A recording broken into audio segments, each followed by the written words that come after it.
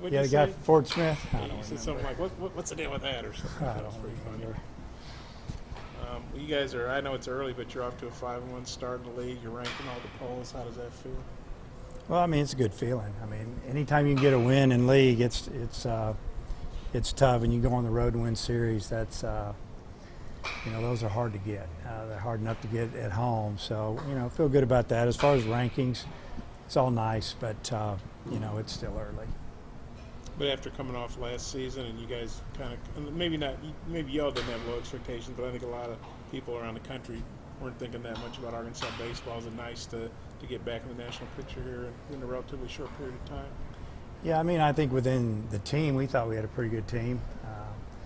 I think that really the guys that really knew thought that when we lost a couple pitchers before the season, and then Campbell really right when the season started, that we were done. And I think the teams just said, hey, we're just going to keep rolling. That's kind of been the mantra around our locker room. Hey, we'll go with what we got, and we'll fight you to the end. And that's what we did. I mean, it's a pretty resilient team, and a lot of guys were a part of a bad season last year, a bad finish anyway, and they know we've only played 6 games. We've got 24 more to go in the league, and a lot of tough out of league games coming up. So, we're almost at the halfway point. It's hard to believe, but it rolls along pretty fast. And it's 13 weeks or 14 weeks, and 10 of them are conference, and you just have to try to keep an even keel as best you can and win as many as you can, and that's what we're trying to tell them every day. It's not playing tomorrow night to screw up your routine and all. Not really.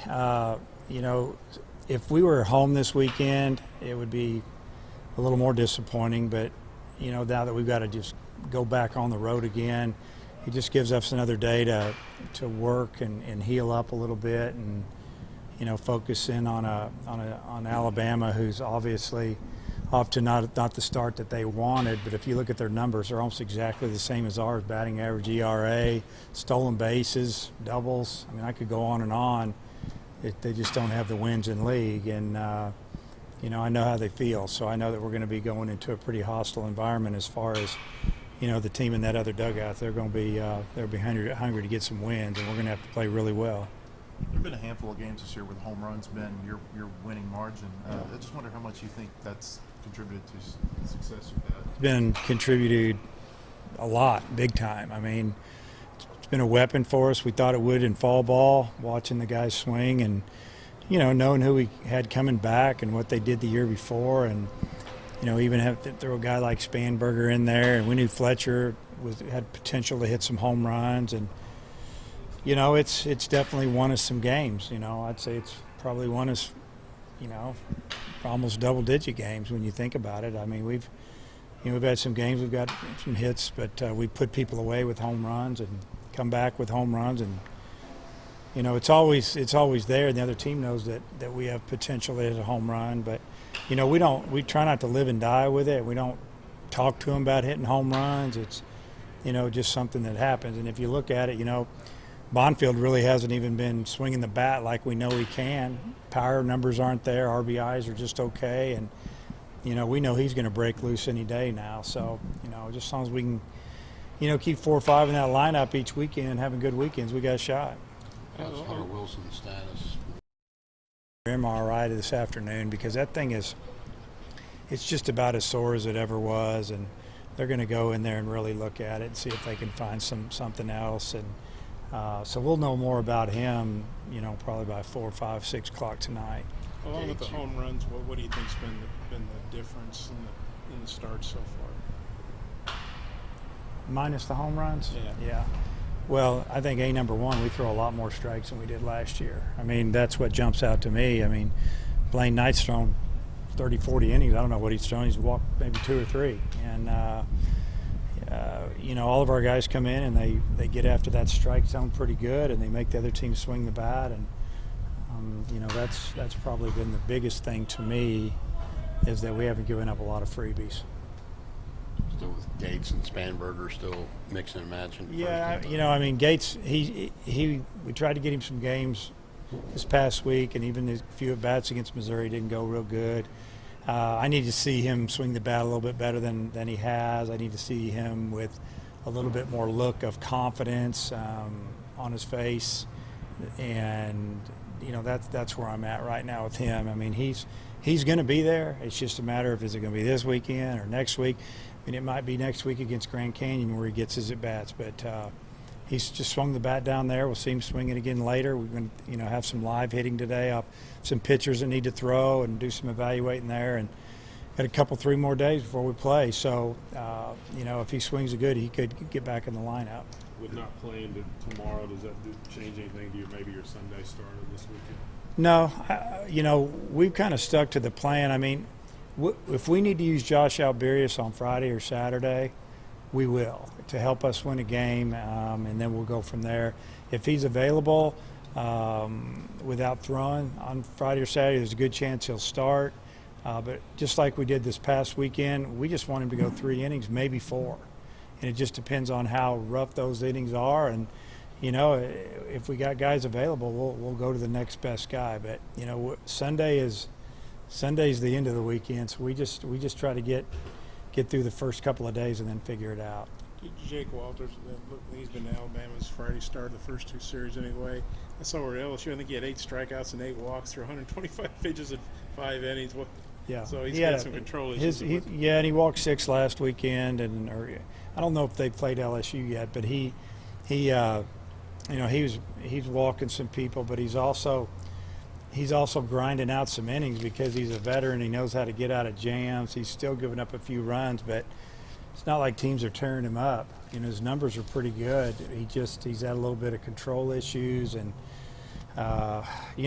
we see that, but it can change. It's game to game. If he's on, we got to swing. If he's missing and we're heading the count, we're going to be picky. So, but he's a veteran. I mean, basically, the team we're going to play, that's the same team that beat us 3 times here last year. Pretty much position player wise, pitching wise, and we know that they have talent. They're going to be good, and we got our hands full. They got a new coach, but he's a guy. Goff, Louisiana Tech beat y'all here last year. What do you think about him and what he's doing there?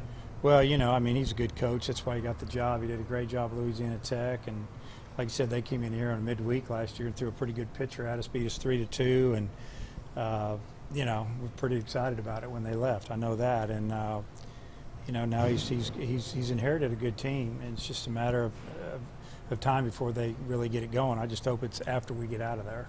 They got a new park. Yeah. The old one was a place that you could hit balls out. What's this like? It's the same field. The surface. It's the same surface. They've raised the fences, but it's the same dimensions. The field can be jumpy, obviously, if the wind's blowing out. If you pull the ball either way, it seems like center field, even though it's like 390 dead center, it seems like it's 440. It just doesn't go there, but you pull it. It's kind of like Florida's field. You pull it, it'll get out. And, haven't been there, since they fixed it up, but I hear it looks really nice. And they've got fan areas in the outfield now and right center, and it looks good from the street. So, we're looking forward to going over there. We're going to practice on Thursday night. We'll get a feel for the ballpark. I guess Tony had a scare over the weekend with his dad and his sister. Yeah, that was a big scare, especially if you look at the pictures. It's incredible that, they escaped with the injuries that they had, which, with the sister, just a lot of scratches and bruises and some cuts. But, Mr. Vitello, he hurt his leg and I think his hands, and, basically had a part of a semi sitting on top of their car. It was pretty scary. And, they had to cut him out with the jaws of life. And Tony knew something was wrong. His 3rd or 4th inning and they weren't there. And it was really interesting. He came in the dugout. He kind of ran in the dugout and grabbed his phone and got in his bag. And I was looking at him, and all of a sudden he just said, "I got to go." So he'd gotten some calls and some text, and I think he just knew something was wrong. And his dad's had some health issues, had some surgeries, and I thought it was a health thing. And I said, "Is it your dad?" And he just said yes. And he goes, "I'm sorry," and he left. And I didn't know it was a car wreck till a lot later. So it was pretty scary. This was Saturday or Sunday? Saturday, yeah. Players said that was really on their mind Sunday. Yeah. Playing for Yeah, Tony. yeah. Yeah, I mean, because the first when I got back from at the hotel on Saturday after the game, and it was a long day there with all the weather. Sat down, hung out for a minute, turned on the TV to see if I could find another game to watch, and was on a local station. The first thing that was on right when I turned on was that wreck, and they showed a pile of cars and a line of cars. It seemed like from Columbia to Kansas City. They said they had a highway closed down for like 3 or 4 hours. It was crazy, and it was just amazing to think that that was his dad in that wreck, and to know that everybody survived. I mean, it was. If you saw pictures of the car, you would think there's no way anybody made it out. It's just a miracle, really. You mentioned playing a first-year coach this weekend. It's the third straight weekend you've had a first-year coach on the other side, but they're all coaches that you've gone up against in some capacity over the years. I wonder, are you able to draw anything off of that? Not really. I mean, you learn from coaching and being around the players and learn your team as best you can. I think any coach shouldn't get caught up in what the other coach is doing so much. You just make sure that you know the strengths and weaknesses of your own team and coach them the best you can. And yeah, if you know some of those points of the other team, you might go after them a little bit. But really, the main thing is just to make sure your team does what you've tried to teach them and work to your strengths. But it's always interesting going to a new league as a first-year coach. I've done it a few times, and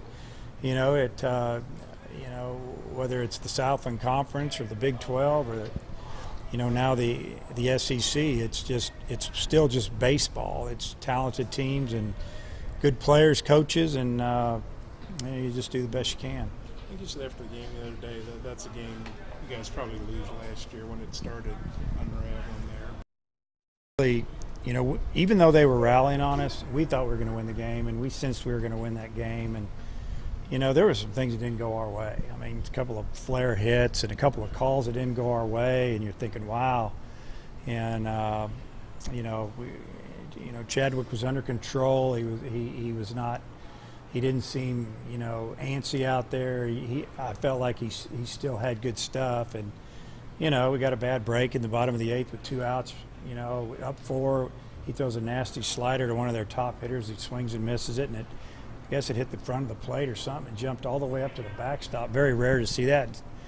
Not only did we not get the 3rd out, they scored 2 runs on it. And you're thinking, ooh, here we go. This is going to be a dogfight. We got out of it. And then to get 2 quick outs the way we did, and then have 2 or 3 different times we had 2 strikes on a hitter. And, finally we got that call on that breaking ball in the outside corner. So, yeah, last year's team, it seemed like when we ran into those situations, we didn't recover. And this is a new year. After taking two or three on the road, is that good confidence going right back on the road?